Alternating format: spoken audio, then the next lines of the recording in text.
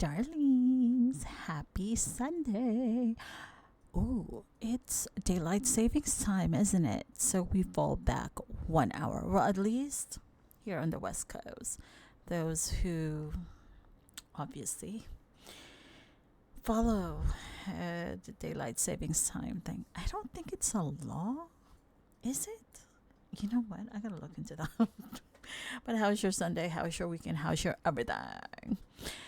It's been quite a weekend. So, anywho, just now uploading this. So I know. I'm taking my happy time, right? I know.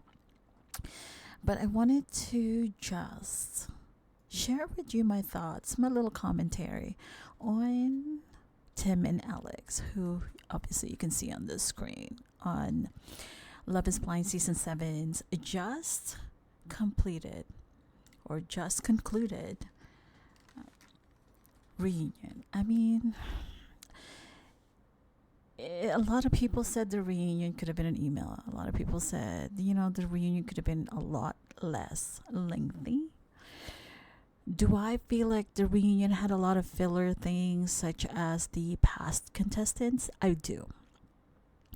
I feel like if they wish to, at Netflix or Kinetic or whoever it is, wishes to bring back the old contestants, then they should have after, I don't know what, or like a reunion for them, like, 5 years later, these contestants, whatever, what are they doing now? Something to that effect. But like something that is for their season alone. You know what I mean? It's a little odd that they are there. What all for? I mean, granted, we like AD, but it's like, okay, now what? Marshall, and now what? Jessica from season 1. What do you call this? Bliss and her husband. Oh my gosh, Zach. Cheese nuts. I mean, cute babies, right? They have cute babies. And we have, oh my goodness, I think she's from Houston. I forgot. Nancy, who is now in New York. I mean, again, if they wanted to bring back the old post contestants of Love is Blind post seasons, handle it in their own dang reunion. Ugh. Anywho, so Tim and Alex, it's like these two, and respectfully, I feel like they bonded over hurt.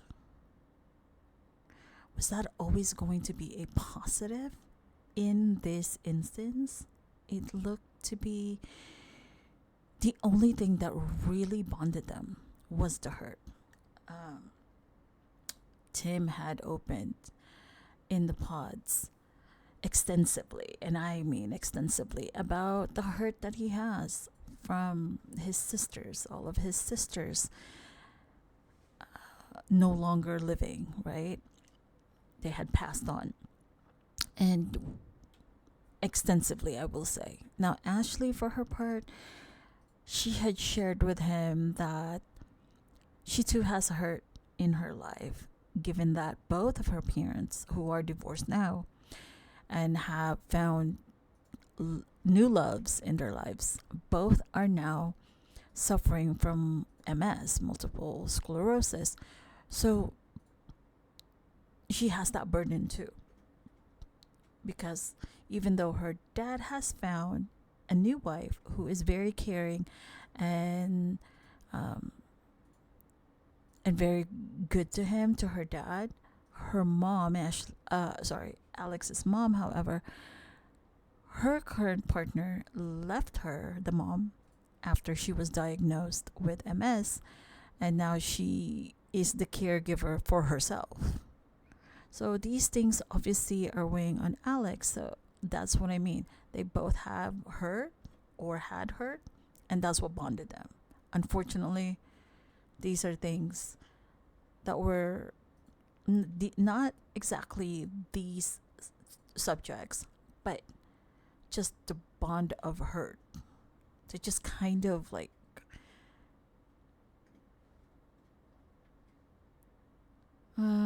unglued them, if I can say that. So I think I would title this commentary, Tim and Alex, when loving you hurts, you gots to go. I'm sorry, but it's you. So again, at the reunion, and if folks aren't already aware, with the last 6 seasons of the show available to stream on Netflix, these reunions are here to tie up loose ends in each of the couples that are followed, each of their storylines, or, what have you. And now, again, I already touched on the past contestants. I don't really care. I'm sorry. I just don't. And it's not a shade to them at all. We've already moved on from them. It's like this is the season that we're actually putting in stock to. So, yeah. So, anyway, we have Tim and Alex, who are finally able to shed some light on that off camera argument. Remember that one? That they had in Mexico during their honeymoon. Ashley is asked by Nick Lachey, one of the hosts, to expound on what has been the argument heard around the world, but not seen around the world. That agreement has been that argument has been the subject of speculations, obviously, because we saw the post argument talk Alex and Tim had, but not the actual initial conversation that led to the eponymous argument where allegedly Alex placed a hand up to Tim's mouth to try and silence him. Allegedly. Now, we have a little more clearance because, according to Alex, the backstory to that argument was that she had a tough time with her dad being admitted to a rehab facility, as again, he is battling MS. And she mentioned in the pods too, like I had mentioned earlier, that both of her parents are battling this disease, unfortunately. And it has deeply impacted her in more ways than she let on, or maybe she even realized.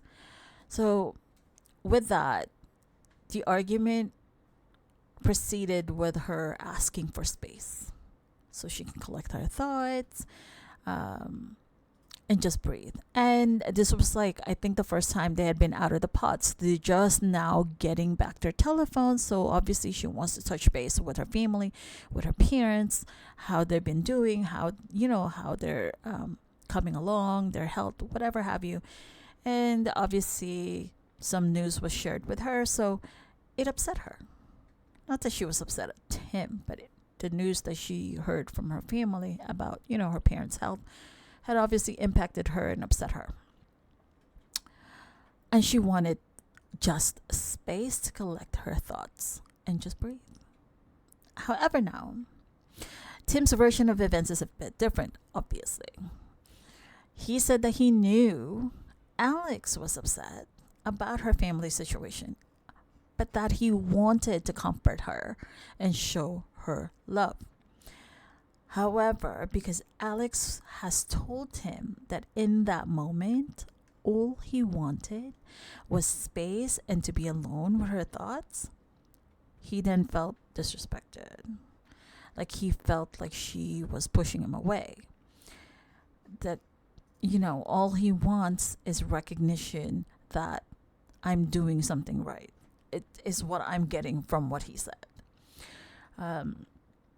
So anyway, that started their off-camera argument, and during this, there was an attempt to quell his rising voice, Tim's, which is the hand over Tim's mouth.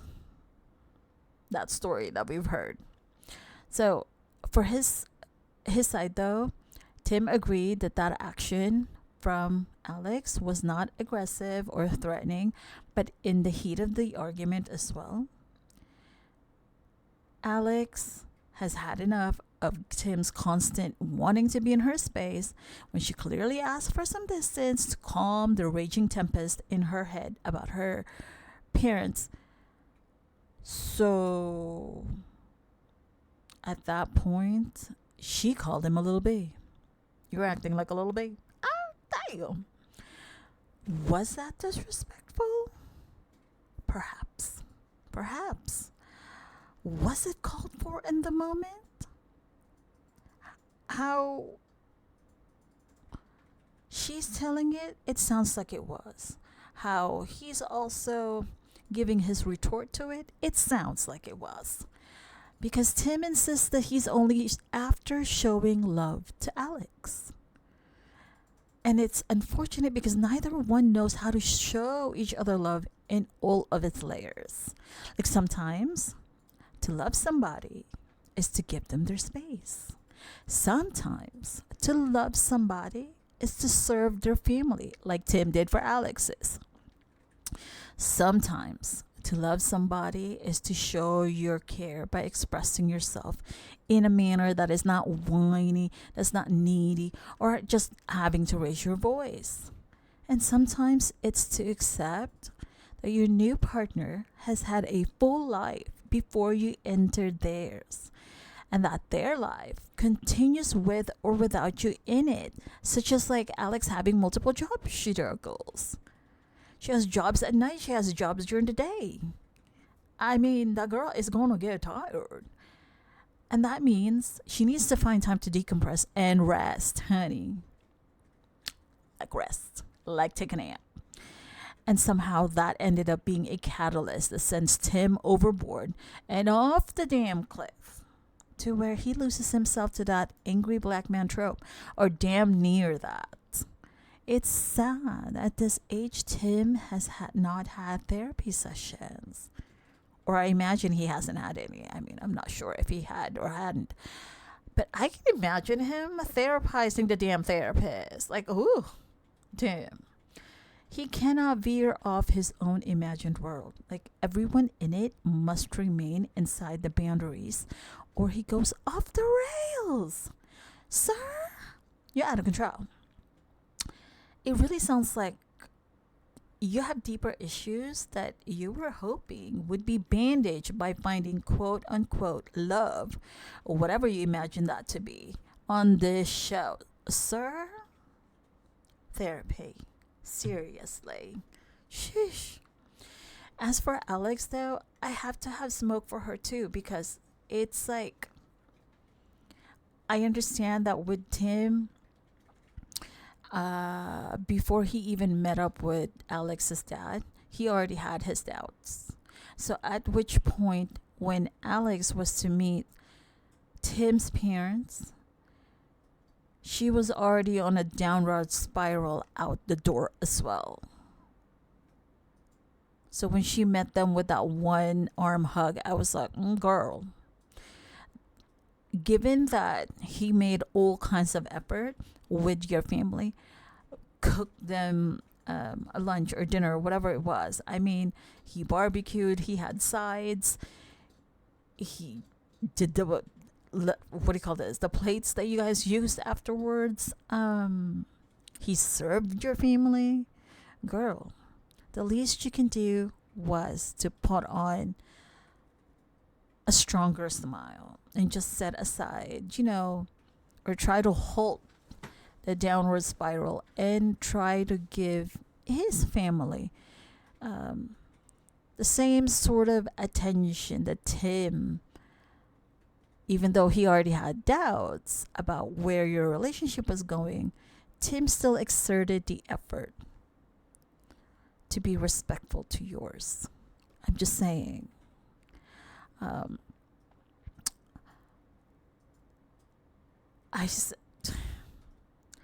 I really feel like it was the worst time for Alex to have signed up for the show.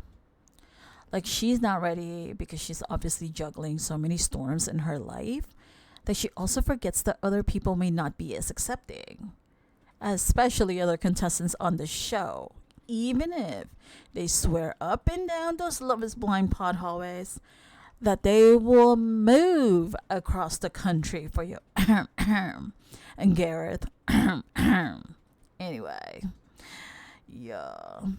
So, Tim and Alex, they both need therapy. Not together because oh my goodness. I mean, I recall the scene in Alex's apartment with the trash bags of clothes that she's got up against the wall, the clothes strewn about the bed. It was like the physical manifestation of what's going on inside of her.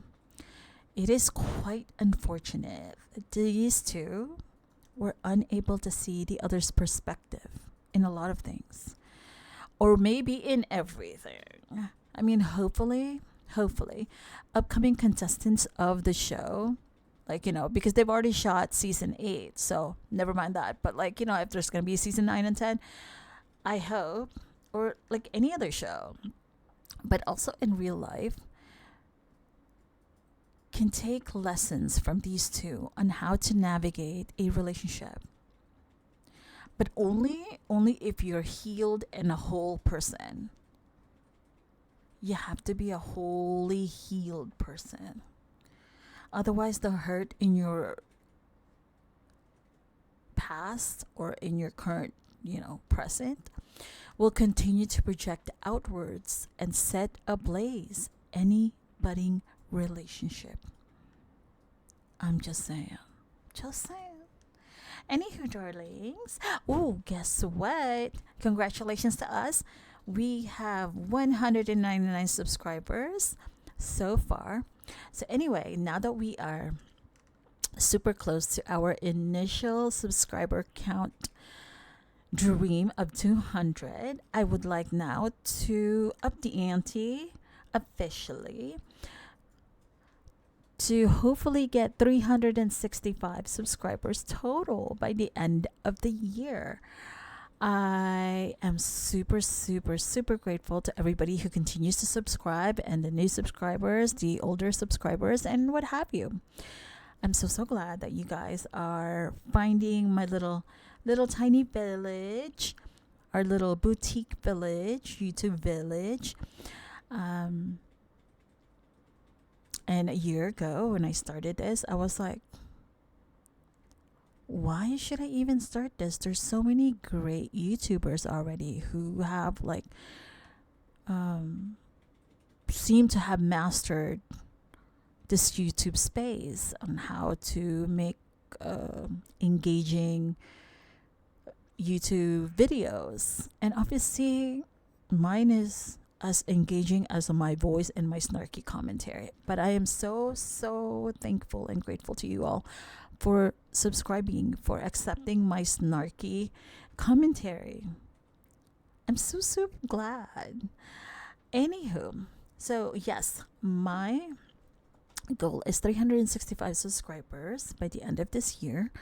And I hope that you guys find it in your heart, if you think it's worth it, to please like and subscribe to my videos. I have other videos where I talk about other like current news.